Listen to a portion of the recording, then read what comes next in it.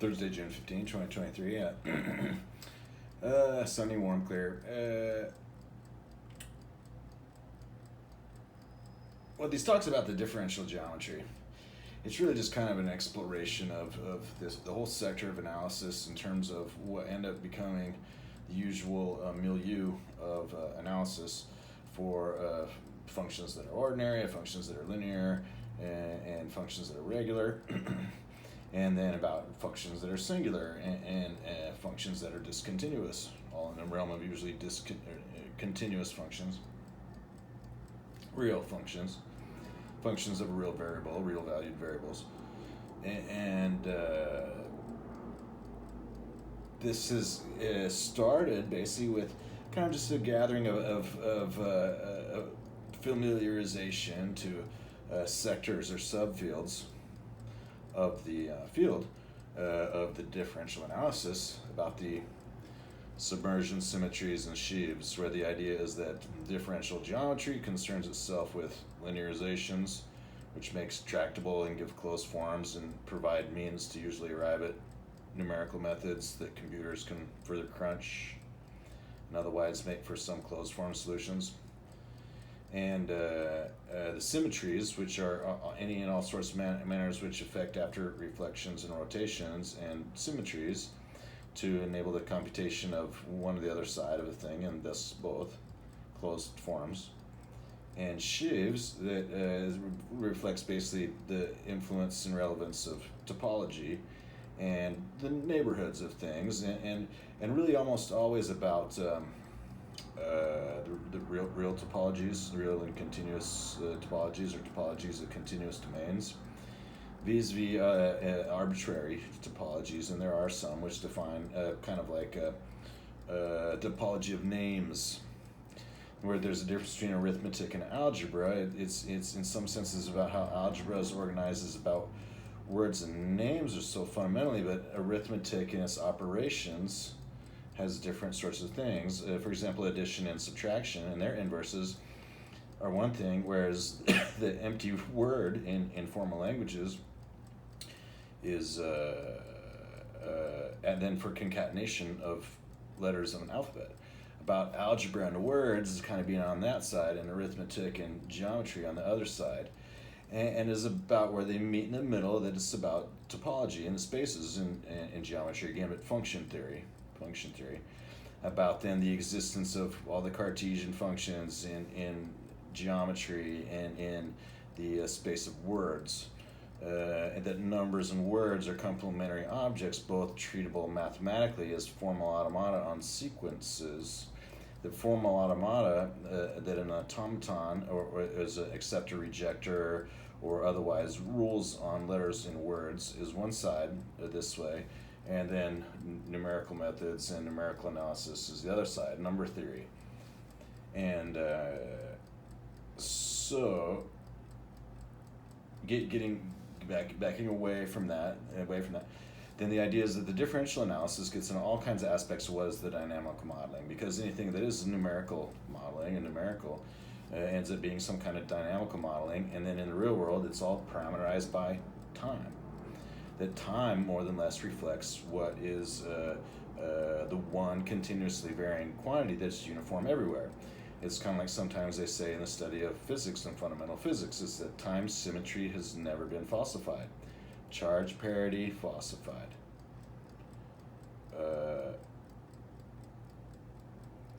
Charge symmetry falsified. Parity symmetry falsified. There's antimatter. There's the electroweak. These kinds of things. Muon physics. Time symmetry has never been falsified. And so it kind of stands up and out as really the last thing as a fundamental quantity in terms of the space and time, as was discussed in this ongoing discussion in the space and time. Is the universe of numbers or the universe of words? Yeah, it is. And so is the universe of numbers this real continuous topology in a differential system, and a dynamical system, and a differential system parameterized by time, a total field theory, and all the differential system, like Einstein says? Yeah, it is. Is it also a universe of words, and the topology is in the concepts, and those represent substances as well as their theories and such, and the theory of words. Yeah, it also is. There's a complement that they have to reflect on each other in a sense at the same time, that the words are distinct and discrete and in a sense finite. Numbers are continuous and of a continuum and infinite. So that's one way to look at it. And then the universe of logical objects, purely the objects of reason that happen to be mathematical and happen to be words, are the same universe somehow, and then we select from them. But the idea of the topology, which is kind of what drove this discussion, is that all the usual continuous topologies that define real things is one thing, and then there are also those in the words, but then also the words represent distinct categories. That A, B, and C, besides being the ordered first three letters of the alphabet, are three different categories, entirely their own principle and elementarily independent. For which the topology is a little bit more contrived than this. What is the definition of close, near? So anyway, then I got into a couple different things and a couple different tracks and a couple different courses, reading a bunch of these books that are kind of deep in the field. This differential topology and quantum field theory introduced the notion of the pseudo-differential. And that's about the quasi and the invariant, quasi-invariant, and the pseudo-differential, and about the elementary, and in the elementary in our physics, when we get below that, beneath that, like the atomic is elementary, the subatomic is pseudo-elementary. This is this deconstructive account, the degenerate, but otherwise the elements, like energy is a universal quantity in physics. Well, yeah, but it's always a kind of form of energy. There's kinetic energy, there's electromagnetic energy, and on the one hand, and those are complements about each other, about the formation of the atom and its form. All right, Einstein's and Dirac's white hole and positron C, ethereal. And then there's also light and radiation from the nuclear, radionuclear. And those are kind of two different things, and they're all energy in their state, or as an event. They're different things. So the idea is to reduce usual general problems to that where the bridge exists, where the intentionality makes way for an extensionality, that the relations exist so that you can say that it equals, that the quantities equal in a dimensional analysis when we assign units to everything in real life. One apples, one oranges.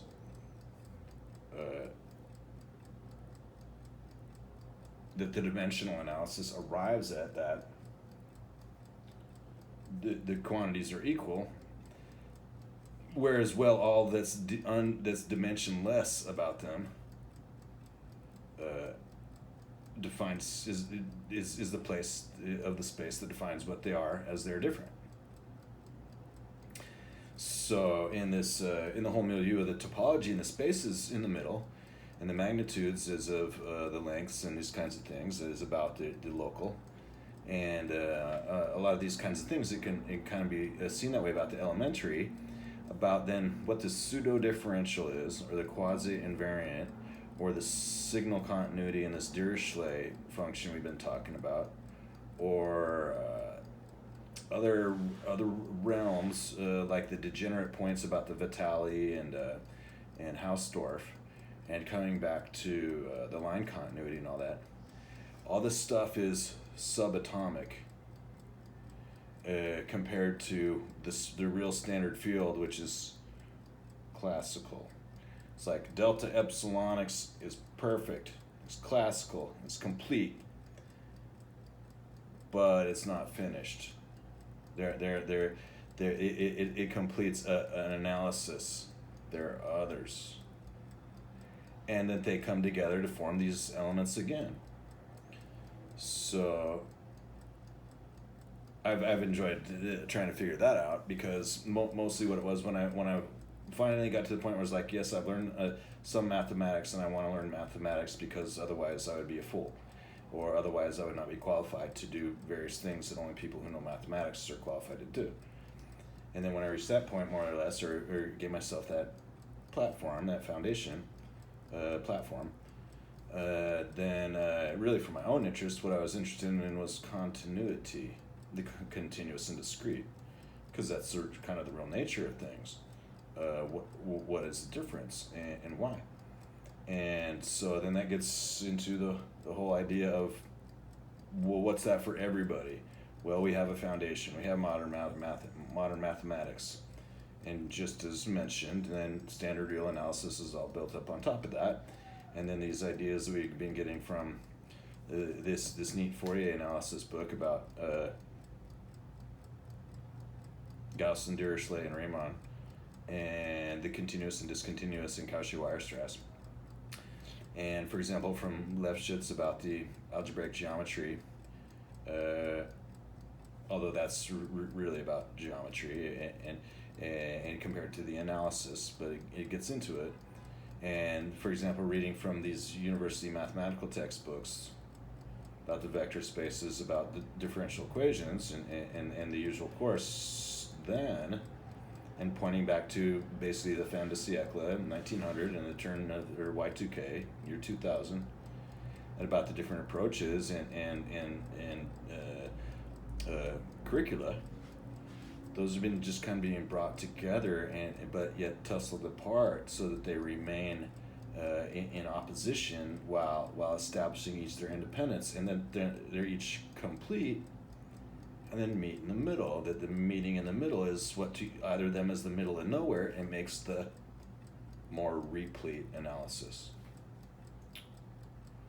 So there's reading from the differential topology and quantum field theory, and then something like that. The Hermann's vector bundles book. This is very, very apropos, and the vector bundles in mathematical physics and the differential analysis. I mean, a lot of it is differential analysis. What isn't kind of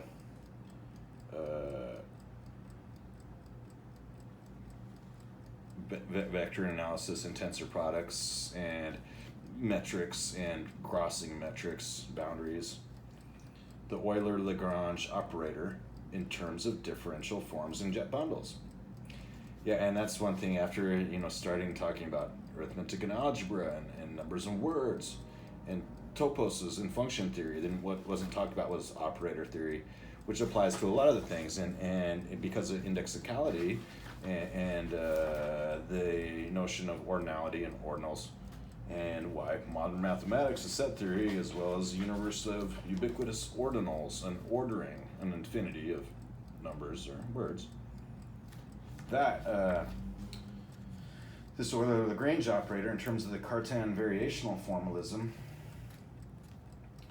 helps adjust to ideas of Poincaré, and Poincaré's rough plane compared to Euclid's smooth plane, both continuous.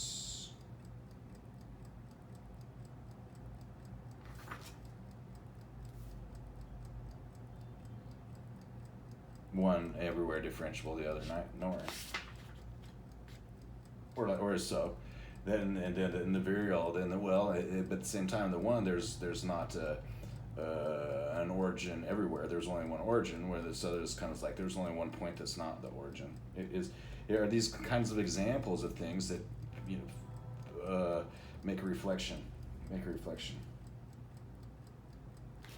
So that was kind of the idea then, that getting into the differential analysis, what there was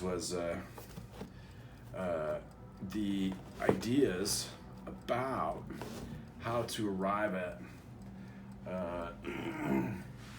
standard numbers and about quantities, and about the derivations that show the fundamental theorems all the way from the ground up. So there's talks about all the fundamental theorems of the integral and the calculus and historiography, about like Newton and Leibniz, and they're two opposite kinds of camps. And when you talk about Newton, you I think it's pretty much always clear and fair that Coates is sitting right behind him, because Coates was really quite good. And then when we might talk about Taylor and McLaurin and Gregory is especially part of that continental contingent that were Newton's bigger lions, as it were.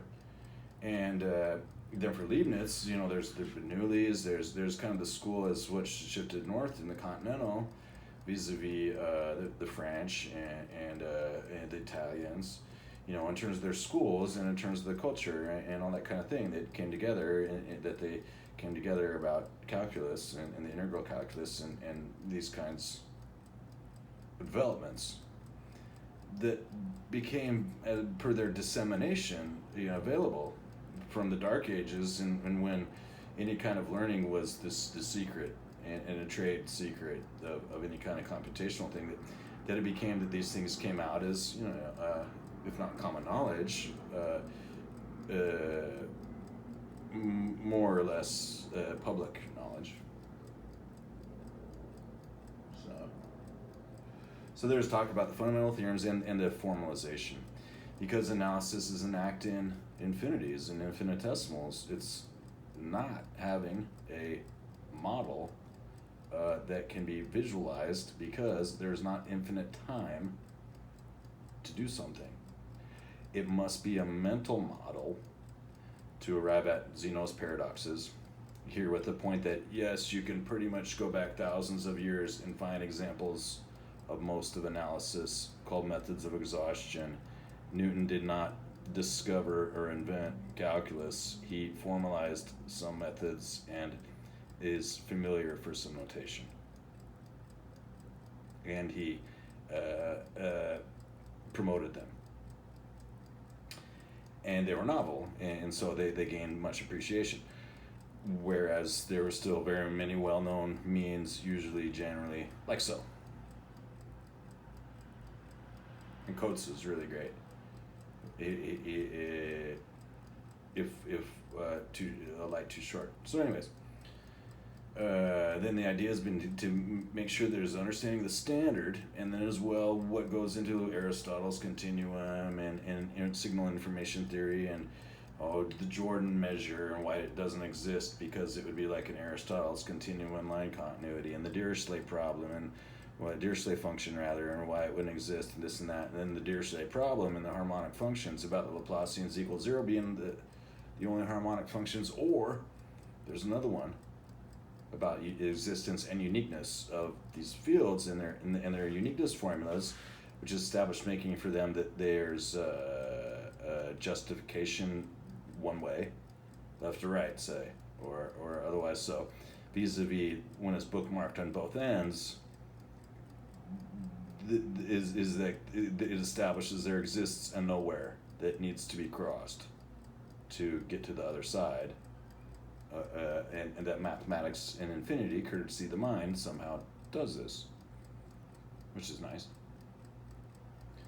So then the talk is in, and this is over the past 20 30 hours of these talks, and then coming into like a talk about from this Imre Lakatos and proofs and refutations, it gets into things that are pretty much relevant to the formalist and the constructivist and this kind of thing, and this Hermann Weil's the continuum and critical examination of the foundation analysis, that was read a lot more. That was read in its own separate thing, because in the talks about the analysis is as where it works up that the formalization of the complete ordered field was briefly described, and then it was talked out how it's arrived at in a modern setting and from a personal narrative, what the line continuity is and the signal continuity, and this non-standard analysis that's really real analysis, really real. So then this Lakatos was pretty good, because he has kind of a it's a popularization, and it's a familiarization, and it's an exploration. He talks about Rudin, and that's a famous book about it modernly. Riemann Stieltjes, which we've just been reading about, the development of the Fourier style analysis from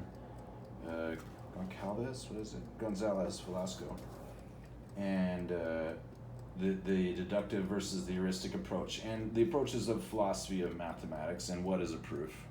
What is a proof? Must be deduction, must be analytic deduction vis-a-vis deduction and plain elimination. Or what's closed is like induction. I proved it closed. That's the case for induction also.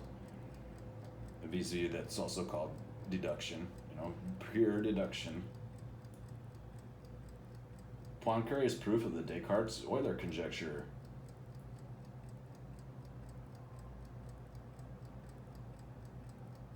About the geometries, about the Descartes and the Cartesian and non-Cartesian, about the Euclidean and non-Euclidean. They're often only ever the super-Euclidean. And the higher dimensions just make super-Cartesian, but there's also the sub-Cartesian. This usual non-Cartesian would otherwise will be like, well, anything above it is still Cartesian, but beneath it is like so. And then with Euclid, it's kind of like, well, if you let out the parallel postulate and let in something else, maybe it would be variously above or below what otherwise is the whole world of results, all the theorems. Any structure obeys that lives in that space. Or that whatever it is that it obeys is its space. These are the kinds of things that have been explored a little bit, trying to figure out differential analysis. Good, and this is in part because the idea of the differential analysis was that everything is differential analysis.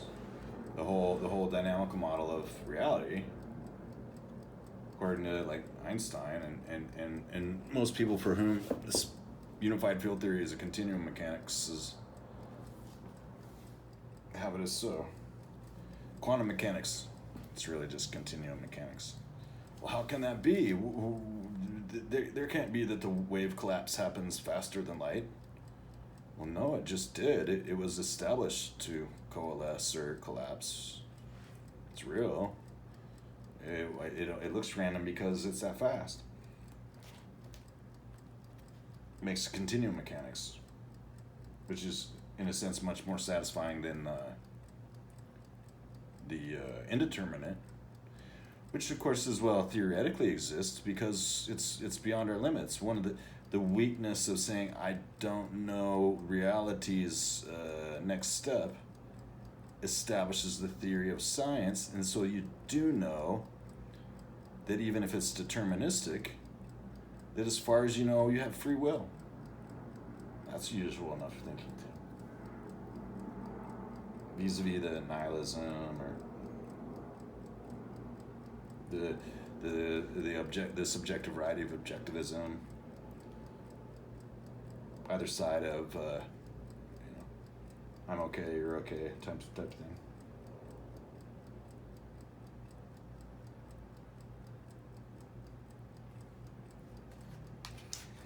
And so, what I got up to about yesterday was, I've been reading about complex number function theory. So there's been a lot of talk about arithmetic and algebra and their objects, and some not so much about tensors and matrices and matroids and such that live in vector spaces and represent physics's mathematical fields in terms of things like that differential topology and that vector bundles in field theory, relativistic field theory, which are things they just and that they do or don't live on a continuous manifold. These field formalisms, they do live on a continuous manifold. It's called space-time, and then space-time, capital, is also all it includes. So, getting up into the numbers and mathematics. So we separate mathematics as field and physics as field. Physics as field is the projection of all the effects together, pasted together in space-time. And so eventually that is a continuous field of some sorts, is, kind of a open all things kind of thing. All right. But then in mathematics, the field is just a continuum, a line. And then two of those in opposition or intersecting only once, or an orthonormal vector basis, having an orthonormal vector basis. The field there is real valued variables, real numbers, as a model of those. the idea of this line continuity for field continuity and signal continuity is that there's other models of real numbers, like points on a string, points in a line, beads on a string style. And then there's also the signal continuity, which is like, well, kind of above the line, it's all the rationals are 1, and below the line, all the irrationals are 1. So if it's like Poincaré's rough line, it's like a signal. Or if it's Dirichlet's function, it's like a signal. If it's like a signal from signal theory, from information theory, from Shannon and Nyquist in the 20th century, at the continuum limit, it's like a signal continuity. This is variously formed out from modern mathematics set theory that A, for signal continuity, the rationals are huge. It's like, well, the rationals as a set are dense in the reals, but they're still countable because really they're just the equivalence class of reduced fractions of integer fractions. And so you can read off a coordinate or an item or element for them from each of the natural integers, and so they're cardinally equivalent. Fine, you know. And so it must be some reason about the Cartesian and the functions, how there exists a signal continuity, or how it is that the rationals are huge. Compared to that, they're countable in the usual standard theory, and there is a countable model. There is a countable model of them. And then it's similarly for the line continuity, when it's where it's like, well, you can't have the infinite many points in a unit interval, which is countable,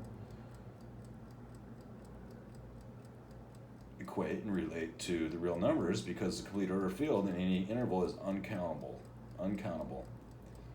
Well, it's defined by functions, and this is one of these non-Cartesian functions, one of the few of them, or the prototype of them. It's line drawing. It's the first thing between geometry's axioms. There exists a point, there exists a line, and how it is so that in the elementary analysis, the subatomic line is a point, and then how they add up. It's full of stars. So this is the kind of thing that because that I was equipped with. I already had the modern mathematics in the foundation part, because my interest was continuity, and so I studied this. And then when I studied differential equations, it was kind of like the first course out of school, and then the second course in second school, getting a degree, a mathematics degree. So then for differential equations, then it's the modern fin de siècle Y2K style. And then what I really gained from is learning the really modern fin de siècle 1900 style, and about how then they need to meet in the middle, because for one, it's level lines and integral curves, and for the other ones, it's level lines and their integral curves, right? And then for the other one, it's differential equations, which are the integral equations, integral curves, and the superposition of their solutions. In terms of finding one vis-a-vis that one's a singularity and multiplicity, that is singular one way or the other, and it's simpler one way or the other. So anyways, getting to that, I already was equipped with real valued variables, which might include, for example, when they're modeled by line reals, or modeled by field reals, or modeled by signal reals. I'm happy about that. Okay. And then, as I got into studying the elementary approach, then from coming back down from the descriptive, down from like partial differential equations theory, down from the nonlinear PDEs, down from studying total field theory and the metrics and all this, in terms of the quantum mechanics and the continuum mechanics, and coming back from the nonlinear effects and applications, but exploring and understanding what's going on with like rank ordering and rank lowering, and helping understand the fit and placement of linearizations and things that come and go, as about the orthogonal functions, sine and cosine as the most well-known examples. And then, for example, that sine has a small angle approximation, so as x goes to 0, that sine x goes to 1, or it's 1 over 1, or it makes it so an identity that's for the L'Hopital's rule, and the differential geometry and all that stuff that becomes fungible and tractable out of that, because it's possible to get a closed form out of what otherwise is at least a higher order form and totally intractable. These are the kinds of things that then got to where, as I was building that along, I kind of brought with it this idea of something like a simpler model of a subset of the numbers, only positive numbers. Well, all right, yeah, you want to deal in a world of only positive numbers? Congratulations, that's like the ancient Greeks of magnitude. Well, yes and no. It's an unsigned quantity, just a positive numbers, but also at the same time, it's like I'd like to take Descartes, and where he has, coordinates, it's Cartesian coordinates. I'm just going to ignore the negative numbers, and the imaginary numbers are right out. Okay, so I only want x and y and the identity between them, or any number of dimensions in identity function between them, and then I'm going to say that those two kind of just are legs, and hold up then that x equals y is this identity dimension. Well, all right. What's the idea then with this? It's like, well, I know it's a parametric line, like y equals x plus 0 or y equals x, and I'm familiar with a lot of different things about its properties. That fx equals x and inverse fx equals x, and these kinds of things, and these are the kinds of things that made it so. Then the reason why I've been kind of carrying this along and described it as an idea fix was in getting into the differential equations. When a differential equation is defined in terms of, for example, there are those without any reference to their own derivative. So just the derivatives and integrals, fine.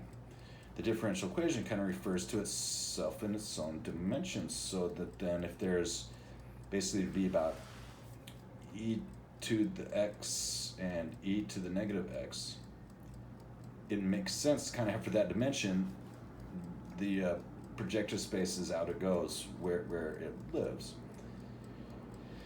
And so in this manner, it kind of defines a coordinate space. And well, what is this coordinate space like? It's like, well, you think of the line x equals numbers, x, the x dimension, only in the positive. And then in the xy, that's like, well, you can say that a function of x is defined in terms of y, or vice versa. Or you can say that parametrically they work together, like x squared plus y squared equals 1 is like a circle, because the square root of x squared plus y squared equals 1. And then from that you build up Pythagoras and that kind of stuff. But anyways, there's x equals y as this identity function, and then treating it as kind of the dimension means that the function's parameterized in terms of placement on this line. And so not just as a value, but then also if it flips from one side or the other way, like if it ends up being like 0, or twisting or winding around the line, or anything to do about reflection about the positive and negative, and even an odd about what otherwise would be, for example, when it's only positive, so when it's like, when time is only a ray of time and always positive from some point, there's no negative time. The idea is that then it makes it so that it is is just an extra sort of contrivance to define a coordinate substitution into this, what then sits as it's projected, kind of in the space of words, as it were, onto the upper right quadrant of the xy plane. So the x dimension it's just like the x-axis, or the identity dimension is just like the x-axis or the axis, and is treated as such. And there's talk about, well, what happens when the ordinate abscessi drop from it at 1? Is it really the length along that should be the coordinate 1, or how far apart are the marks on this line? Are they all really root 2 apart? Yeah, that's kind of the point. Except in 3 dimensions, they'd be kind of like root 3 apart, root 4 apart. Or along those lines, or excuse me, second root of 1, second root of 2, second root of 3, and dot dot dot. There's a couple different ways to think about how far apart are numbers on the identity dimension in terms of roots. Well, it depends on how many dimensions it is, the identity dimension. It's 1, at least. But it's also about 0 and roots of 0. Now I know that's falling farther and farther apart from being one straight line, closed and done of thought, But it's got space for everything else that lives there, so that's something to be said for it. So I got in this identity dimension, and then I started studying the fundamentals of the differential analysis and what was usually presented back in the fin de siècle for differential analysis. And then it got into what really started interesting me and amused me, and I might be able to kind of find where I was like, this is really what struck me is why I'd make this tool of analysis, and is that I was getting into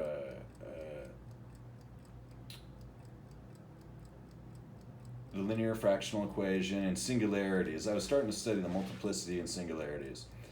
Like the root of positive numbers, it might be a negative number, because the square of a negative number in the wider world of the rest of the xy plane would come back in. And I was like, maybe I can learn something about it by just framing it in like so, and then looking at that, because I want to reduce dividing by 0 to only in this space instead of having to worry about the rest of the world, or something like that. So I kind of reduce the problem to widen the applicability. And then what I got into thinking was that as I carried that along, then when I was looking at the derivations of this, fin de siècle, or 1940 or whatever, what is this, differential equations, and I got into the linear fractional equations, which this today is called the linear fractional transform. So this is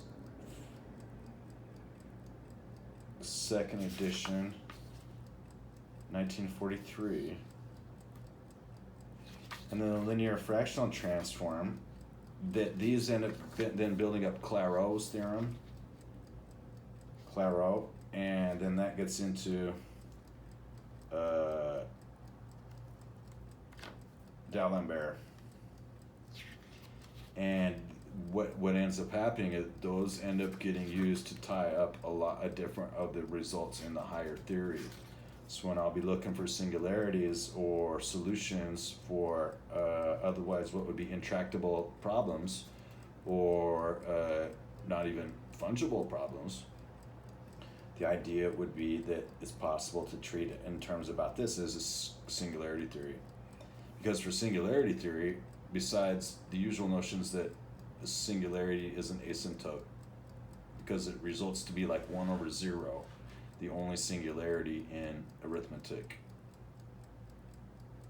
is that there's another one besides something like this identity dimension with respect to the linear fractional equation, and also Clairaut, which gets built from it, and also D'Alembert, which is kind of about it.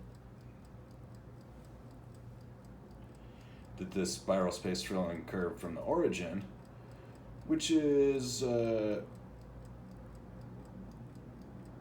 kind of the same thing in the space of the identity dimension, which is a space above and below it, but also it's a reflection about it. First it's the reflection about it, and then maybe one might think about it above and below that. That the space that's defined ... Clairaut and this linear fractional equation. And that it says a singularity about it, and so that drawing a line is itself like a singularity. 0 to 1 line drawing. It's an utterly fundamental act. It establishes the link of what was just drawn. But in infinitely many dimensions, to get there first, to even get to the second point, it's like a spiral space-filling curve all the way around the tiny little dot of the origin, all the way through all the highest dimensions in the universe. That fills, and in any particular shortest distance, and through the shells is a straight line. And so whether that sweeps or and rotates or bounces back and forth is kind of going to vary, because we're no longer dealing with something where the polar and rotational goes all the way around. What is a rotation? What is a full rotation? What is a turn? What is a full turn? This kind of thing. It could only go kind of back and forth. It's only those octants in the positive numbers. But there's still this usual space right outside of it. So this is what I've been kind of getting up to this whole point of this talk so far. So the identity dimension is the idea that there's just positive numbers, x and y, and sometimes you include zero, sometimes you don't. And the idea to describe it is that you treat it like x equals 0, or excuse me, y equals 0 otherwise, and then you treat this identity dimension x equals y like x. And so you define functions in terms of their place in the octants, which is either half the quadrant, above and below that, just as you would in the right half plane for positive x, as you would treat it for positive and negative y. Right? So after you have this octant or quadrant, then there's basically two choices. One is like, well, I could give that open that up until the x and y axis were as hinged and came to one line or vertical, and then consider that the identity dimension is now the axis, is the x-axis. It's what you plot and chart, say for time or any other continuous growing, strictly increasing quantity. But anyways, it's still just the quadrant. So the idea was then, well, for any of these things where it's a singularity, one or the other, would be like infinity or one or the other, because again, this is kind of a funny statement, but the only singularity in arithmetic is 1 over infinity equals 0, or infinity. It's an asymptote, where the function is asymptotic. It's like not a number. Anyways, where that quadrant lives, then when it gets to either one of the x and y is where it's symmetric or asymmetric about that. And so if it's not symmetric, it's anti-symmetric about that. It's either x and y or x or y. And if it's that, then you can extend the numbers, but they don't both have to allow negative numbers. You might say, oh, well, only the values in x can be negative, or only the values in y can be negative, or both. And then what that's done, depending on whether that allows the even and odd functions to come out, is then that's only employed the upper left quadrant or the upper right quadrant. And so while on the one hand it's like, well, why would you want to limit and fetter all the usual use of any kinds of real value variables, because they can be positive and negative in this way? Why would you want to differentiate between signed and unsigned, or this and that? And don't tell me you're going to make complex numbers out of this too. It's like, well, what I'm trying to explain is that there are properties of functions that live in this space, this identity dimensions space, because it's as of a space of positive real value variables, and all the formulas that don't necessarily depend on the scalar of that makes for multiplying vectors, resulting vectors, still live and make it a space. It's not quite the vector space of the usual r squared, or for that matter r, because it doesn't have inverses, and it might not have a 0. Because why? Because it's just like the axis. But otherwise, it is a space. And so it's not necessary to have the whole of R, the set of real numbers, and for example, the usual standard model of real numbers R. One can just deal with R plus, which is only the positive numbers, or for some, only the non-negative numbers. That R plus, it's just convention. So anyways,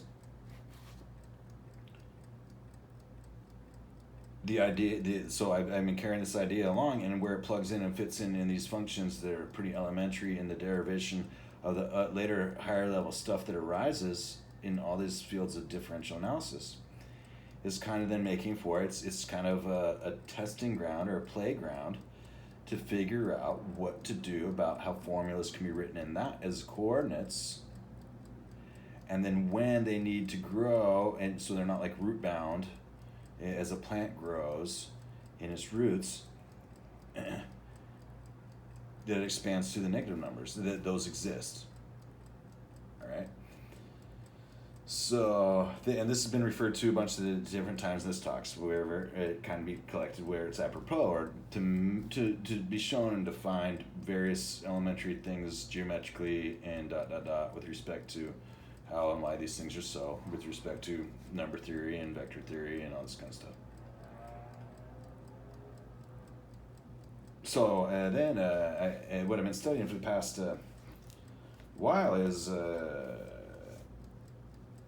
complex numbers.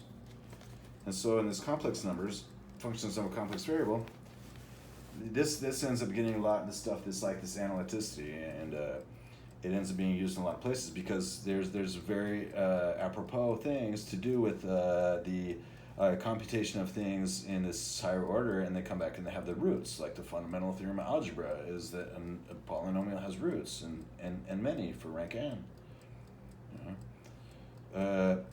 And so when I was looking at this about the complex numbers, first of all, I was like, well, in my identity dimension, there aren't even negative numbers. There aren't complex numbers. There aren't even negative numbers. There aren't negative roots. There aren't even negative numbers. Whether there still aren't, the closures or only, or in the infinite or only the semi-infinite, and what that means for all the properties about the numbers and the objects they're in.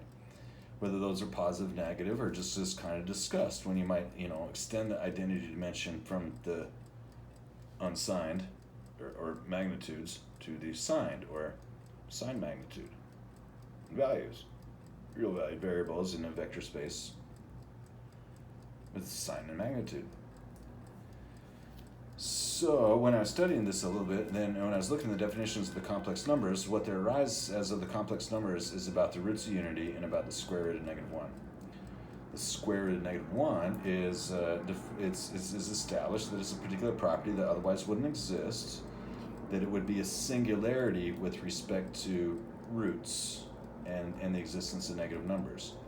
So in all of arithmetic, the singularity is 0. And then in all of roots, the singularity is -1. Because given that, then you can kind of multiply back in what it is. So there's kind of but at the same time, it's like where 0 is like a multiplicative annihilator. Because it would be like an exploder to division. Kind of like adding infinitely many times would be like so. Or if you subtracted from 0 and got -1 equals 9999 or something. That I'm not going to get into that right yet, but infinity, and that 0 is where it's undefined, and that -1 is where root is undefined, and that root reflects the square root, and so there's always 2 dimensions involved, and geometrically, and otherwise, it's in terms of powers and fractional powers, that there's a very clear definition in terms of positive and negative powers, and positive and inverse or reciprocal or fractional powers.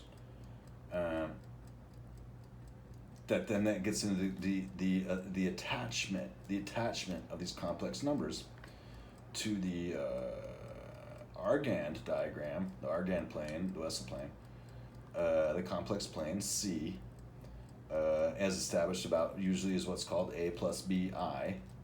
A, a real value, plus B, a real value, that B times I, the imaginary constant that's introduced to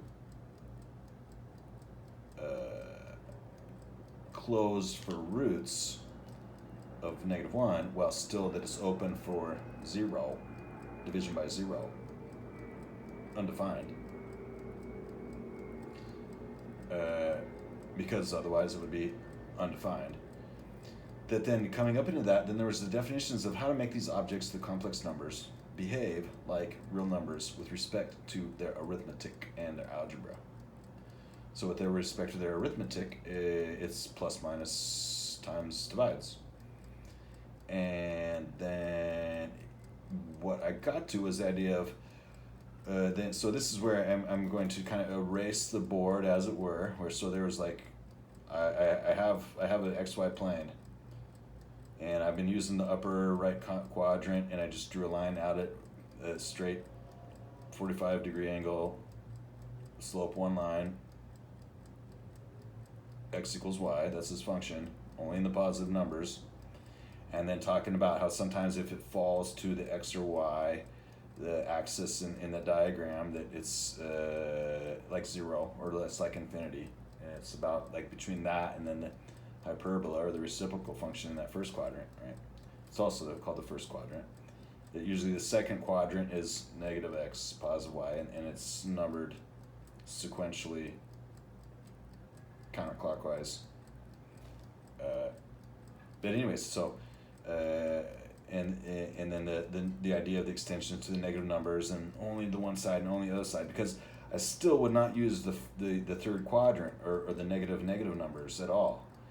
Yeah, like if I'm dealing with signed and unsigned, it's got to be, left and right. It's got to be odd, because if it's even, then it introduces back all that the symmetry and stuff, and you would lose out from having the identity dimension. That the identity dimension does not have a backside, basically. Right? So if you do that, then it's like, fine, you've done that, but you've gone all the way back to the xy plane. So now you're back to just dealing with that x equals y as a function and not a dimension. It's fine, it exists, that's where things live, it's fine. But I'm just saying in this case, it hasn't quite got there yet. So erase all that. And then in terms of the complex numbers, think about this. So the idea is the complex numbers is that for x plus yi, or a plus bi, x plus yi is the convention used to name it here because it's drawing in the xy plane.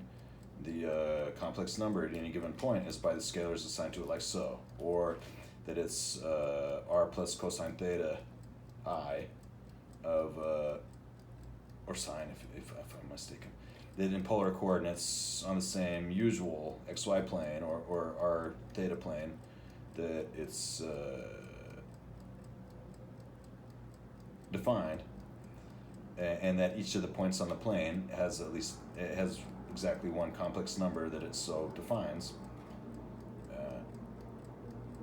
Well, what I got to is in the definition of division, the way the definition of division works, it happens to be that when you square I, that it's -1, so it's a real number. And it's like, well, I see you got an imaginary number there, and it so happens that those imaginary numbers, only pure imaginary, are not closed to their products. They go out of their space, and they don't come back until you take a root of a negative number again. Well, and now that's just about the directionality of the application of the operators, and they're closed. It's like, why can't we just go back to arithmetic and algebra? Everything is closed except division by 0, and it's reversible, it's associative, it's commutative, it's distributive, it's transitive. You can always work left and right, and algebra, you can go on forever and ever. You don't have to keep track of even and odd or unidirectionality or singular principal roots, and you always just take the principal root.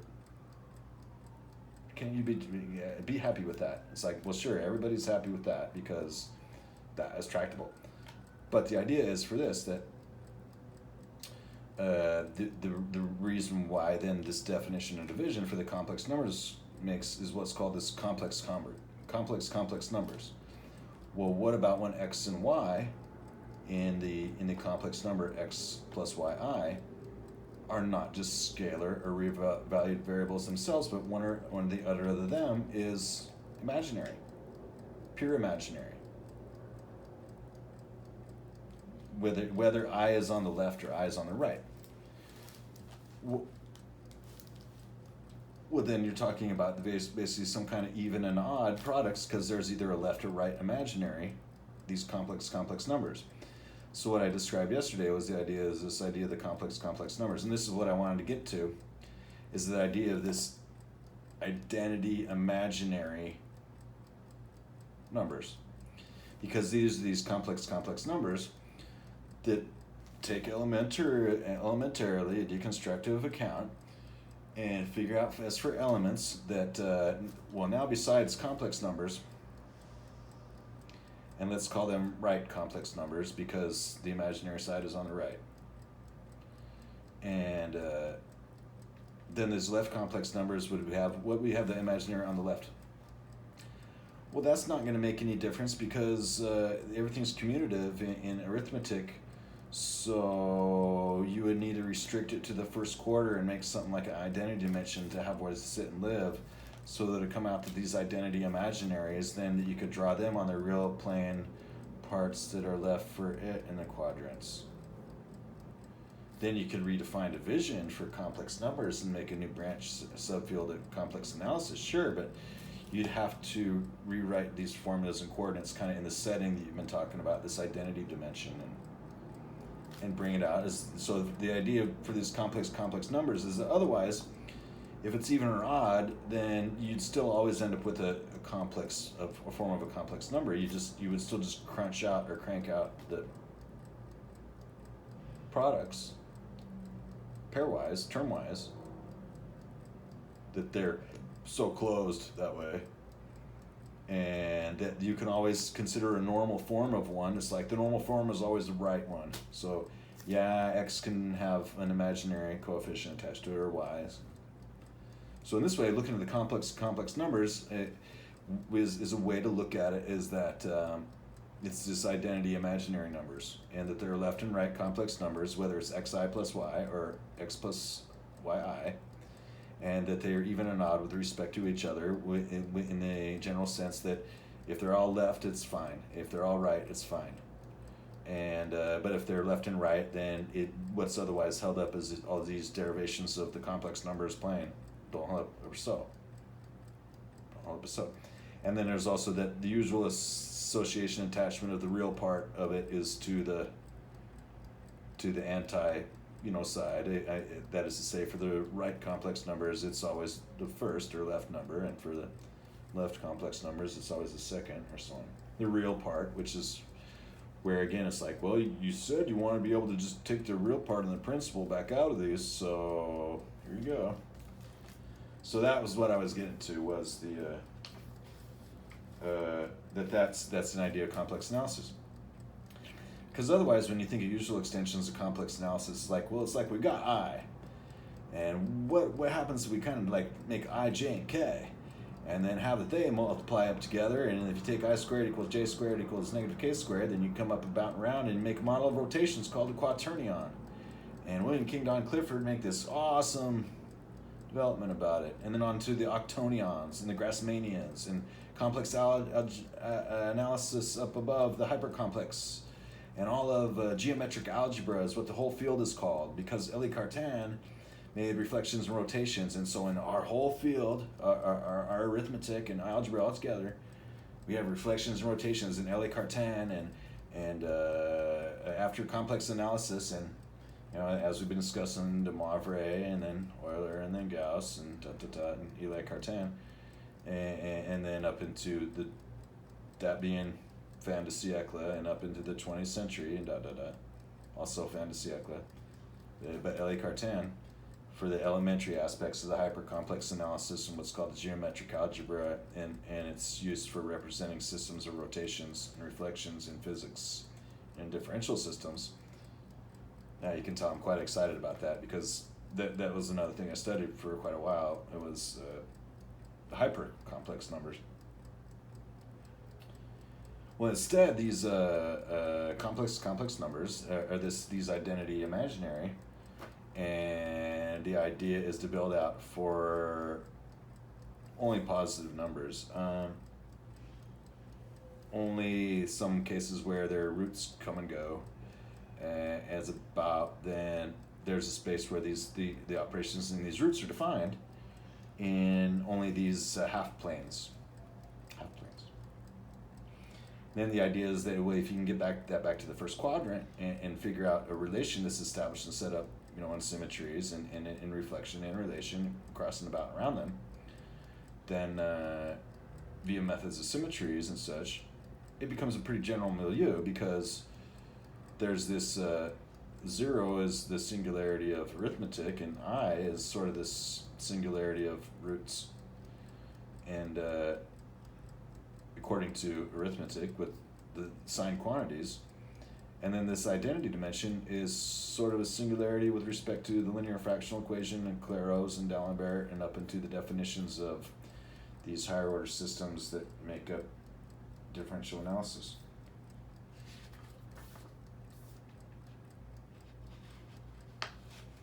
Like the ubiquitous exponential and the ubiquitous factorial in Maclaurin and Taylor's, and all the power series and the geometric power series and power series of complex variables I don't know much about yet. The Fourier and power series in complementary orthogonal functions. The idea is to build up toy trains of these, as it were, from what is surely a simpler and less replete with usual tractable methods on it for all matters of arithmetic. Just the first quadrant, only positive numbers, generalized up to finitely many or infinitely many dimensions, x, y, z, ... Identity dimension, x equals y equals z ... About writing these things in terms of that to make for those, and then these complex numbers have a form as these identity imaginary numbers, which are just complex numbers, but they're basically defined like usual complex numbers on the right, imaginary on the right, or a reflection of those imaginary on the left, for whichever of x or y there might be an extension or a reflection or an origami unfolding or folding about out of the first quadrant to the second or fourth, but always keeping it otherwise even in itself, kind of even in itself.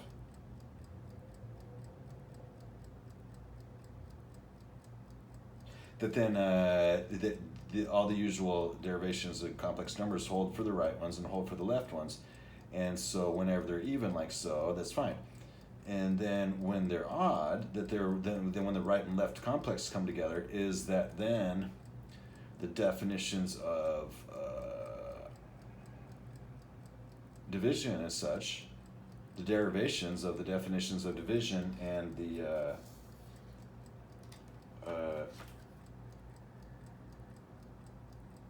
laws and of the operations has outer product, and it makes for that there is what holds and there's not what no longer holds. And so it's possible then to work up and out what it's going to be, what otherwise does need to hold to keep it all together, and then the very fact that things fall together and meet in the middle will establish what will make so a system one way to make so a system the other way.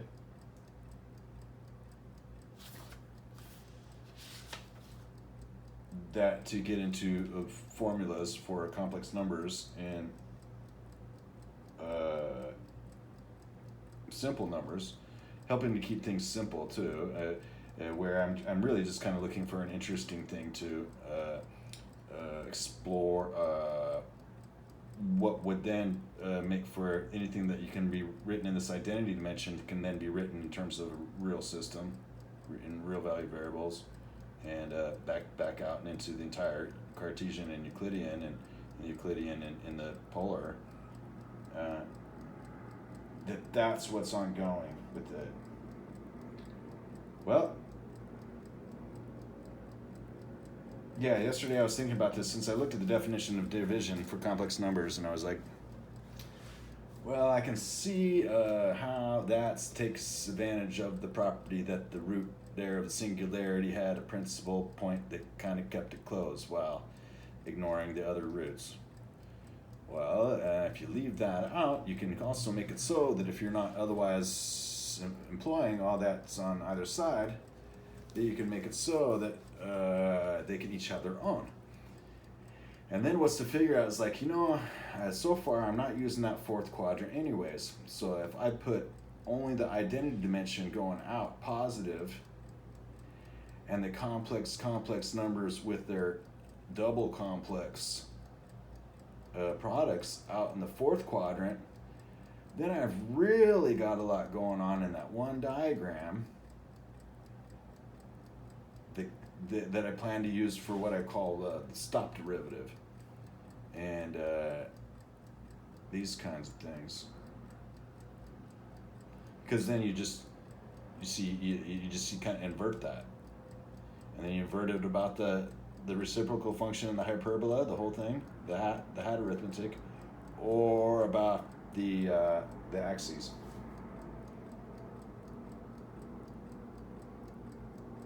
It's quite symmetrical. Have a great day.